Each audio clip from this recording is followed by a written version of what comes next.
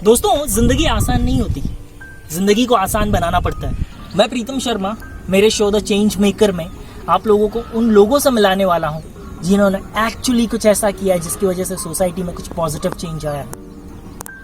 और आज जिस शख्सियत से हम मिलने जा रहे हैं उसका नाम है विक्रम कलसे। डोंबिवली में एक स्लम है लौजी नगर में रहते हुए, वहां से स्ट्रगल करते हुए विक्रम कलसे ने कैसे अपनी ज़िंदगी बदली, कैसे वो लोगों की ज़िंदगी बदल रहे हैं, उसके बारे में हम आज बात कर रहे हैं विक्रम कलसे से।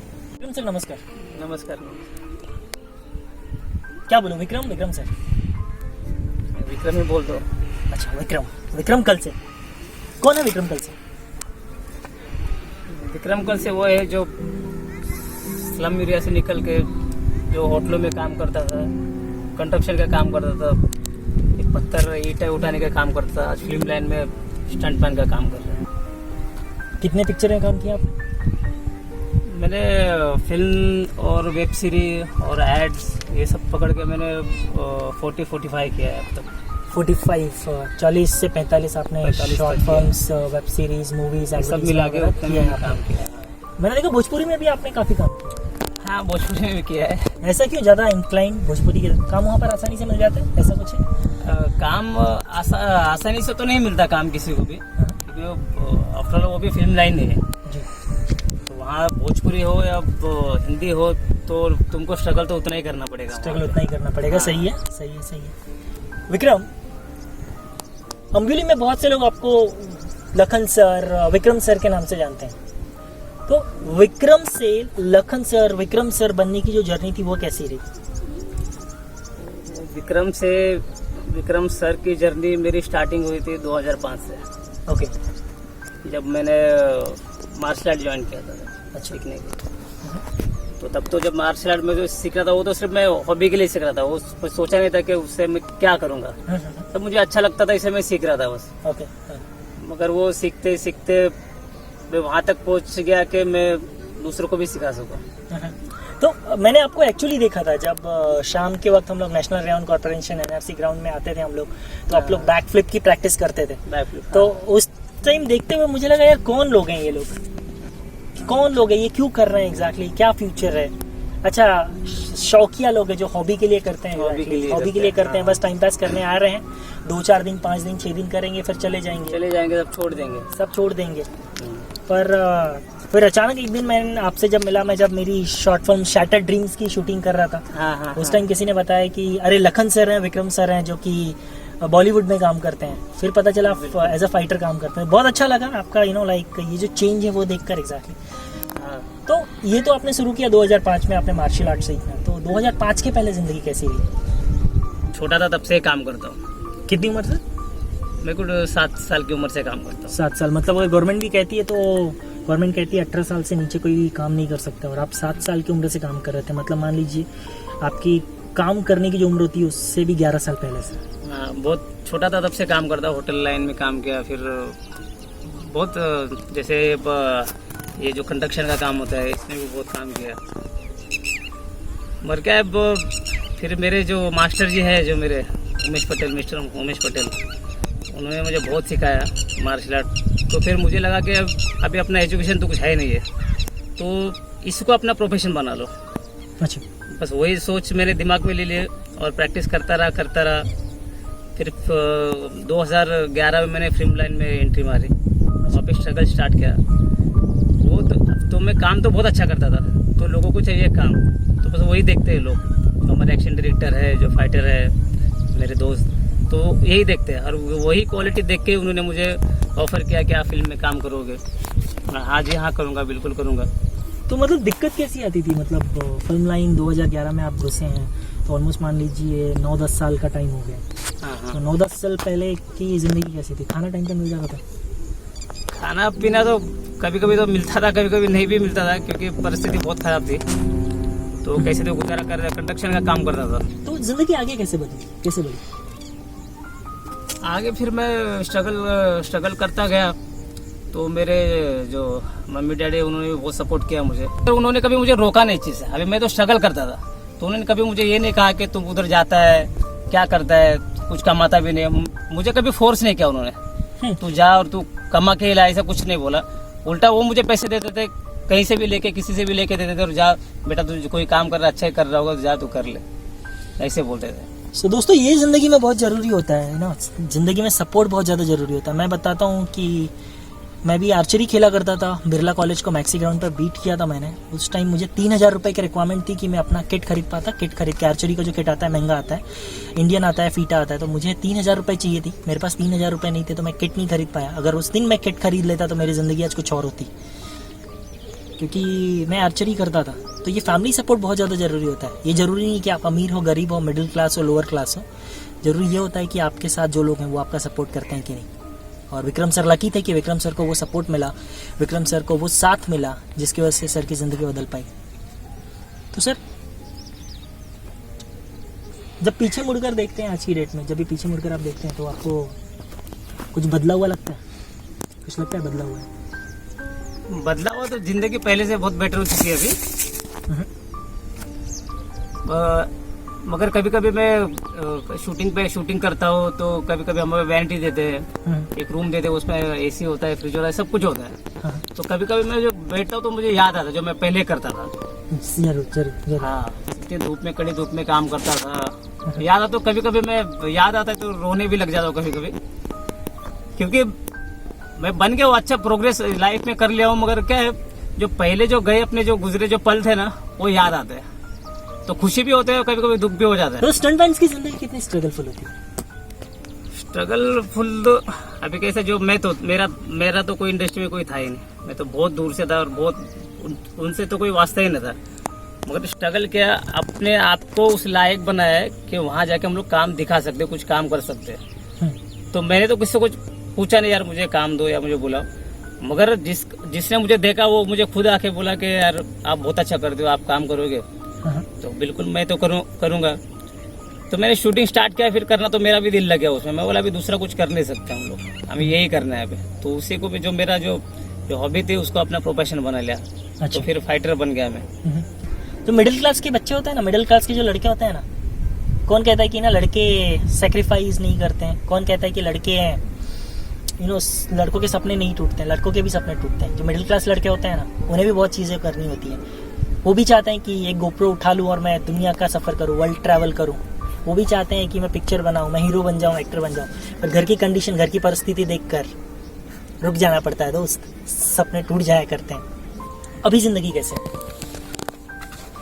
अभी तो बहुत अच्छा है पहले से मतलब बहुत ही अच्छा है। अभी तो वो सब कंस्ट्रक्शन का काम, वो सब अभी सिर्फ दिमाग में है और दिल में अपने याद है, हम करते थे घर। अगर अभी जब जाते हैं, जब हमें कोई आउटडोर जाता है, कोई मुंबई से बाहर शूटिंग करने के लिए जाते हैं, तो हमारा आधार कार्ड मांग लिया जाता है वहाँ पे और फ्लाइट की टिकट आ जाती है। अच्छा। बहुत खुशी होती है। फिर जब हम लोग बाहर जब जाते हैं शूटिंग के लिए, तो वहाँ पे होटल होते हैं, आलीशान होटल होते हैं एकदम, बहुत अच्छे, जो 3 स्टार 5 स्टार 7 स्टार ऐसे होटल देते हैं।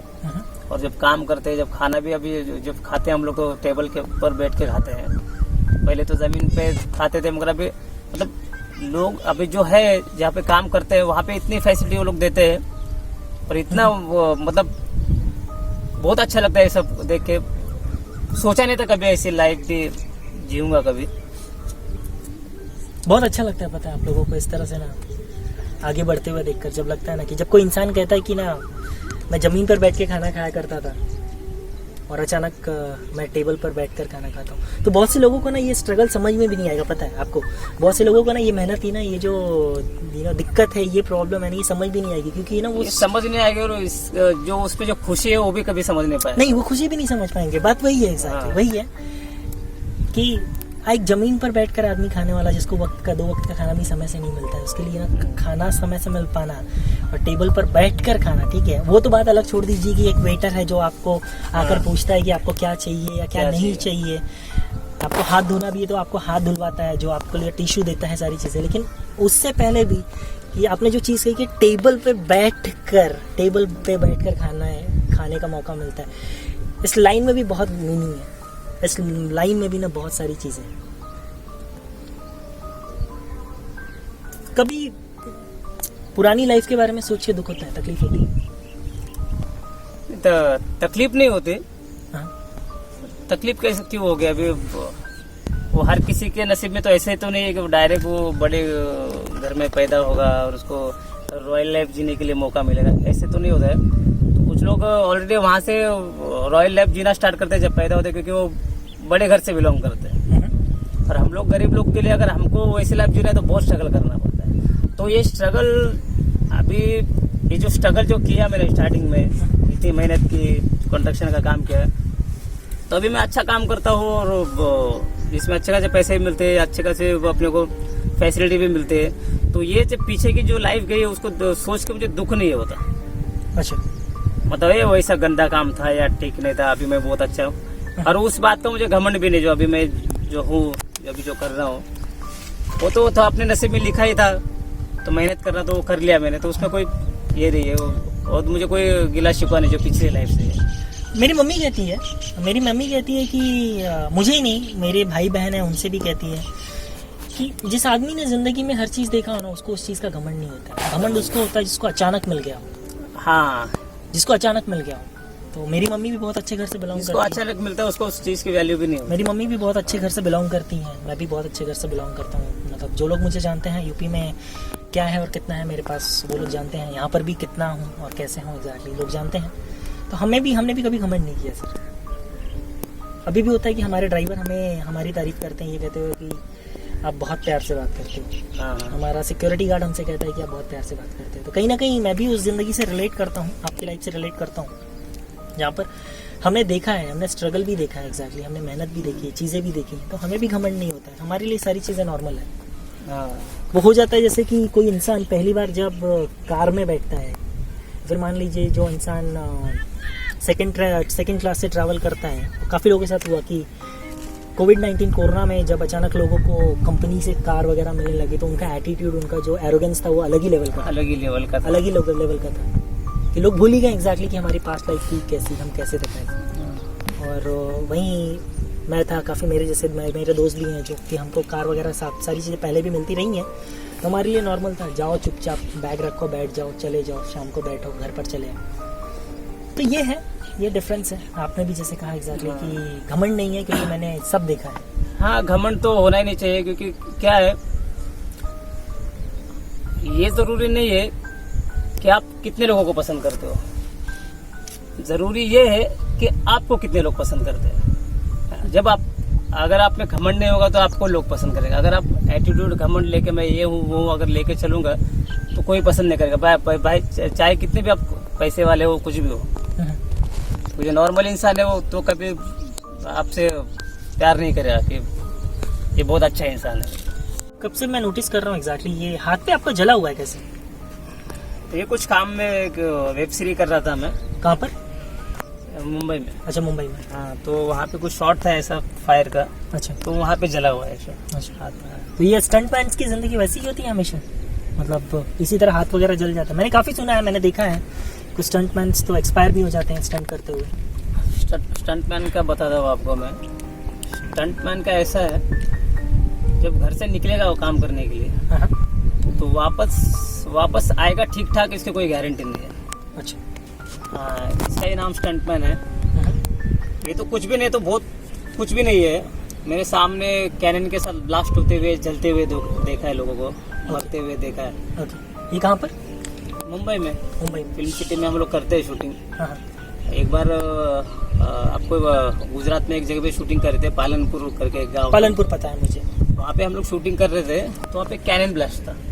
कैनन मतलब गाड़ी जा रही है और उसको बॉम्ब से उड़ा दिया, वैसे पिक्चर में दिखाएंगे। हाँ। पर एक्चुअली गाड़ी बॉम्ब से नहीं उड़ती, गाड़ी के अंदर कैनन लगा हुआ था। कैनन लगा होता है, उसमें एक गैस बाटला होता है, उसमें गैस अपलोड करते हैं वो लोग। जी जी।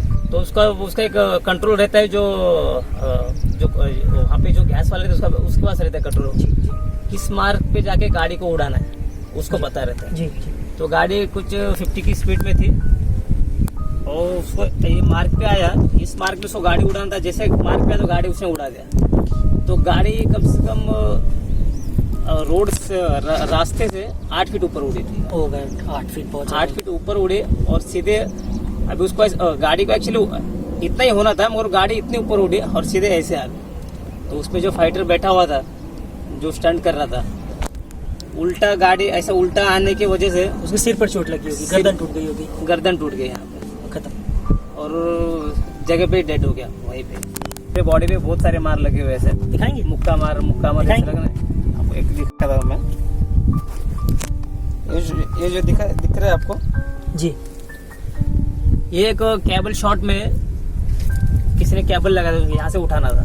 तो जो केबल के जो हुक होता है, हुक होता है डी बोल्ट, वो डी बोल्ट घुसा था मुझे यहाँ। अंदर पूरा। हाँ, इतना सा यहाँ इतना घुसा था अंदर। जी तो वो घुसा था यहाँ पे जी। और यहाँ पे जो जितना जो चमड़ा होता है ना निकल के आया वो ओके, डी बोल्ट के साथ। और अगर वो यहाँ का अगर कभी यहाँ हो जाता है तो जगह पे डेड हो जाता है। समझा। ये बहुत डिफिकल्ट शॉट मैं था। आपको बता रहा हूँ, अभी देखिए मेरा हाथ जला है। मैं उस दिन नहा रहा था, मेरे गीजर का पानी थोड़ा ज्यादा गर्म हो गया तो मेरे हाथ पर गिर गया। मैं कम से कम 3-4 दिन परेशान था, दवाइयाँ वगैरह कराई। हाँ, मैं तो आप लोग का दर्द तो मैं ना समझ भी नहीं सकता हूँ। मैं तो सह भी नहीं पाऊंगा जिस तरह से आपको जिस तरह से जला है, जिस तरह से आपको चीज़ें होती हैं। I can't really think of those things, those situations ही मैं क्या करता हूँ उस सिचुएशन में, क्योंकि मैं मुझसे नहीं हो पाता। काफ़ी लोगों से हम में से नहीं हो पाता, बिकॉज हम लोग डस्ट जॉब करने वाले लोग हैं। बैग लेकर जाओ, कार में बैठो, कार से बैठ कर जाओ, एसी में बैठ कर काम करो, शाम को कार में बैठ कर घर चले आओ। ये स्ट्रगल हम नहीं देखते। और जो लोग हैं एग्जैक्टली जिनको लगता है कि हीरो की वजह से पिक्चर चल रही है, तो दोस्तों वो हीरो की वजह से पिक्चर नहीं चलती, वो पिक्चर चलती है लखन जैसे स्टंट मैन फाइटर्स की वजह से। क्योंकि ये लोग हैं जो अपनी ज़िंदगी रिस्क में डालते हैं, खतरे में, डेंजर में डालते हैं। और उसके बाद ये जो बड़े बड़े सीन्स आपको शॉट्स मिलते हैं, गाड़ियाँ उड़ रही हैं, हेलीकॉप्टर गिर रहे हैं, पड़ रहे हैं, लोग उड़ रहे हैं, ये सारी चीज़ें आप देख पाते हैं। तो ऐसे लोगों को भी इज्जत कीजिए, ऐसे लोगों को भी बढ़ावा दीजिए। ज़िंदगी आपने अपनी बदली और आपके साथ आपने बाकी लोगों की भी ज़िंदगी बदली। So you are actually a true change maker. You are the change maker. Thank you. You know, the person who actually makes change in the society. आप लोगों की वजह से लोगों की ज़िंदगी बदल रही है, दुनिया बदल रही है, लोगों में चेंज आ रहा है।